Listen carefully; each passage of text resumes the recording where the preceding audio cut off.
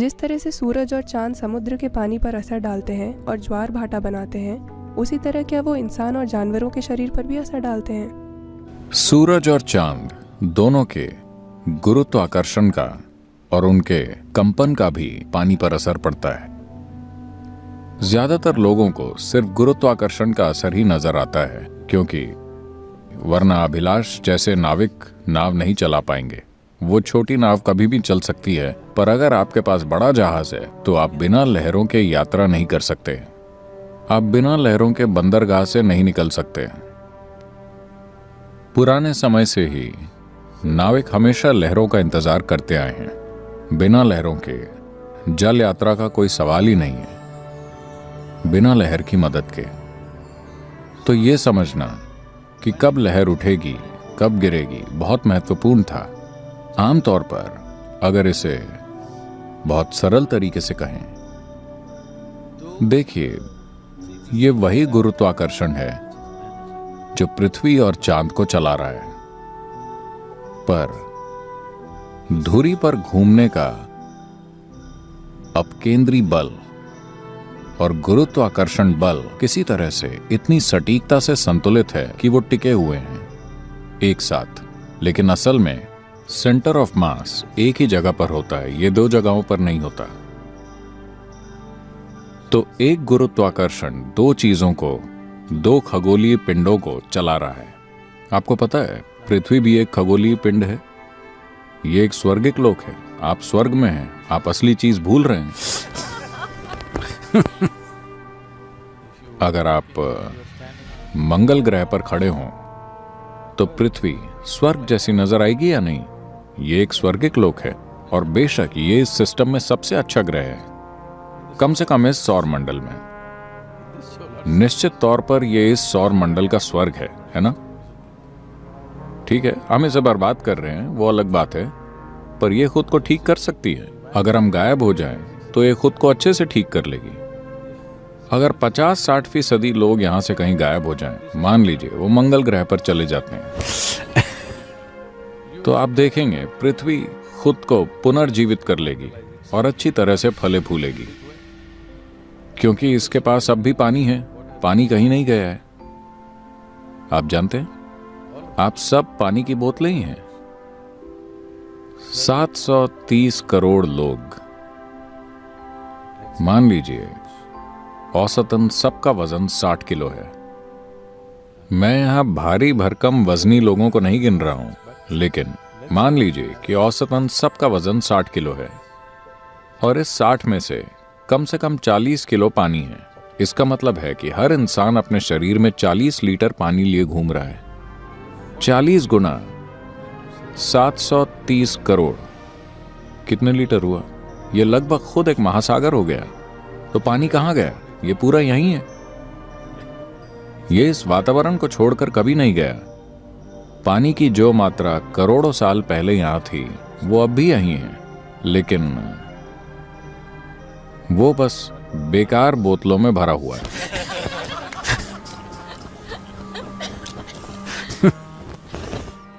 तो सूरज और चांद का असर, गुरुत्व का असर तो नजर आता है, लेकिन कंपन का असर ज्यादातर लोगों को महसूस नहीं होता। लेकिन पूर्वी सभ्यताओं ने इसे एक जबरदस्त संभावना की तरह देखा, और पूर्णिमा और अमावस्या का कैसे इस्तेमाल करना है, ये खुद में एक पूरी प्रक्रिया है। शायद आपको पता हो कि अंग्रेजों के भारत आने से पहले पूर्णिमा या पूरे चांद का मतलब था 3 दिन की छुट्टी। अमावस्या का मतलब था 2 दिन की छुट्टी। तो महीने में कुल 5 दिन की छुट्टियां होती थी। कोई संडे मंडे और ऐसी चीजें नहीं थी, सिर्फ चांद को देखकर।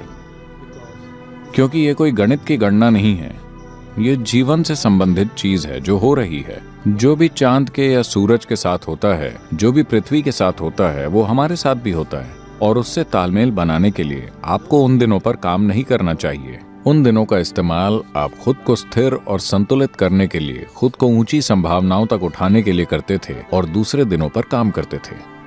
तो ये 2 दिन या इनके बीच भी चांद की अलग अलग कलाओं में अलग अलग तरह का असर होता है। आमतौर पर पानी में लहरें उठने या ज्वार पर ध्यान दिया जाता है। मान लीजिए कल ज्वार 9:30 बजे था। कल वो 9:30 बजे शुरू हुआ था। आज वो 10:20 पर शुरू होगा, क्योंकि चांद और पृथ्वी के काम करने में 50 मिनट का अंतर रहता है। ये 24 घंटे में करती है और वो 24 घंटे और 50 मिनट में करता है। तो ज्वार की लहर आने के समय में एक दिन से अगले दिन के बीच में लगभग 48 से 50 मिनट का फर्क होता है। तो जब आप इस पर गौर करते हैं तो हर महीने इस चक्र की गिनती करना बहुत जटिल काम हो जाता है। हालांकि आज ये सब सैटेलाइट के जरिए डिजिटल तरीके से किया जा रहा है, वरना एक नाविक को अपने दिमाग में बहुत जटिल चीजें रखनी पड़ती हैं कि ये सब कैसे होता है, क्योंकि अगर आप ये नहीं जानते तो आप जिंदा नहीं रह पाएंगे। समुद्र का लगभग हर जीव ये बहुत अच्छे से जानता है। दूर उड़कर जाने वाले पक्षियों को भी ये अच्छे से पता होता है। और कुछ अनूठी जानकारियां हैं उन पक्षियों के बारे में जो किसी खास मौसम में कहीं जाते और लौट कर आते हैं कि आखिर वो इस पूरी यात्रा प्रक्रिया को कैसे करते हैं। चांद के गुरुत्वाकर्षण बल का असर उड़ने वाली चीजों पर भी पड़ता है, खासकर जब आप अपने पंख हिलाकर अपनी ताकत से उड़ रहे हों। गुरुत्वाकर्षण और कंपन में होने वाले जरा से बदलाव भी उनको प्रभावित करते हैं। वो इसे कैसे संभालते हैं, कैसे वो इससे गुजरते हैं, ये बहुत दिलचस्प बात है। न सिर्फ पक्षी बल्कि कीड़े भी, क्योंकि दक्षिण भारत की ड्रैगन फ्लाई हर साल पूर्वी अफ्रीका की यात्रा करती है और लौट आती है। ये आपको कैसा लगा? सफारी? इतनी सी ड्रैगन फ्लाई, वो हर साल इतनी दूर पूर्वी अफ्रीका उड़कर जाती है, वहां प्रजनन करती है और वहां अपनी तादाद 3 से 4 गुना बढ़ाकर भारत वापस लौट आती है। और उन्हें रास्ता मालूम है, वो कभी रास्ता नहीं भटकती। वो हर बार इतनी दूर जाती हैं और लौट आती हैं। लेकिन अब बड़े बड़े जहाज़ों और एयरप्लेन का आना जाना उनको परेशान कर रहा है और उनमें से कई अपना रास्ता भटक रही हैं क्योंकि कंपन बदल गए हैं। एक बड़ा जेट प्लेन गुजरता है और यह उनकी दिशा ज्ञान की क्षमता को पूरी तरह से अस्त व्यस्त और उलझा देता है।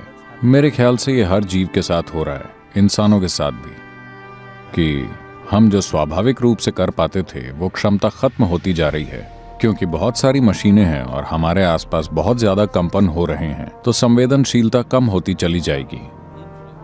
इंसान के मन और शरीर पर ग्रहों के असर को देखें तो इन खगोलीय पिंडों का सबसे ज्यादा असर पानी पर और उतना ही असर इंसान पर भी पड़ता है, दूसरे जीवों पर नहीं, क्योंकि हमारी रीढ़ खड़ी हुई है।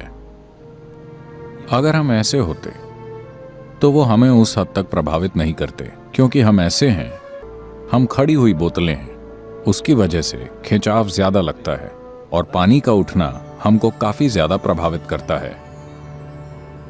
हम जानते हैं कि ये कुछ लोगों को परेशान करता है। पूर्णिमा को कुछ लोगों को सरदर्द होता है, कुछ लोगों को दिमागी परेशानी होती है, और ये सब होता है चांद से या चांद की स्थिति से या चांद के गुरुत्वीय असर से।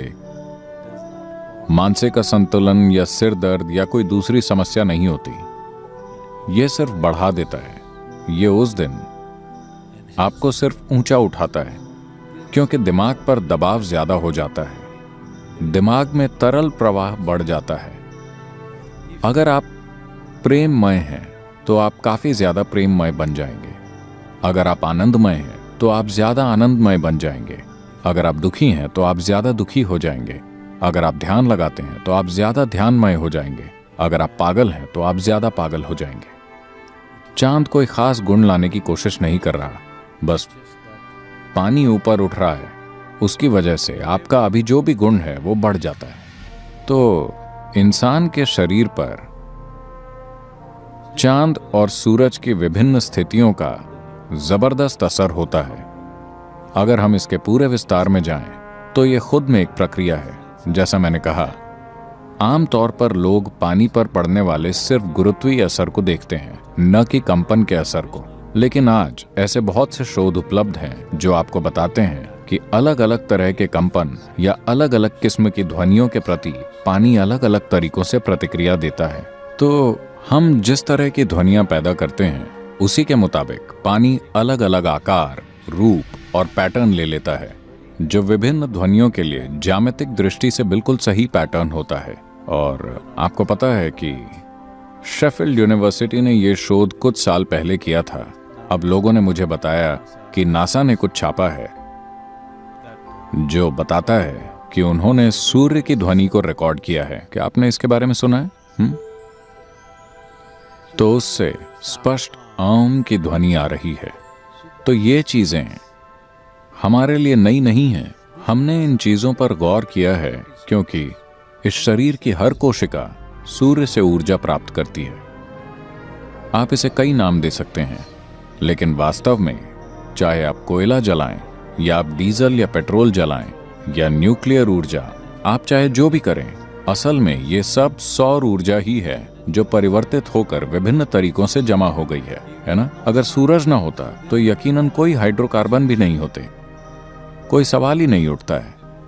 तो हर चीज जो प्रकृति में हो रही है, जीवन के विभिन्न रूप जो भी आकार और रूप ले रहे हैं, वो काफी हद तक इससे संबंधित हैं कि पानी का कंपन कैसा है आपके अंदर भी। आपके भीतर पानी किस तरह से कंपन कर रहा है, आपका रूप उसी किस्म का होता है। आप जो भी शारीरिक रूप और मानसिक रूप लेते हैं वो काफी हद तक इसी पर निर्भर करता है। और आपका बहुत बहुत शुक्रिया।